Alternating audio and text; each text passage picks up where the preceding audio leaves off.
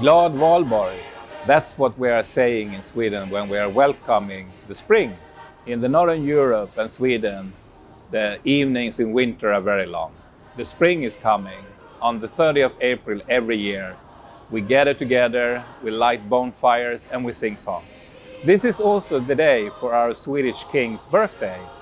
But most of all, it's the day for all the students to gather together and have massive parties and really celebrate the spring that is arriving. After living in the darkness for months, seeing the sun again is definitely worth celebrating. Don't forget that in IKEA we have a lot of products to get you into the party mood.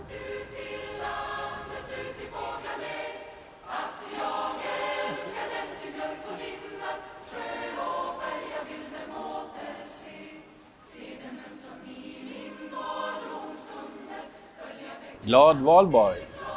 GladValborg. GladValborg.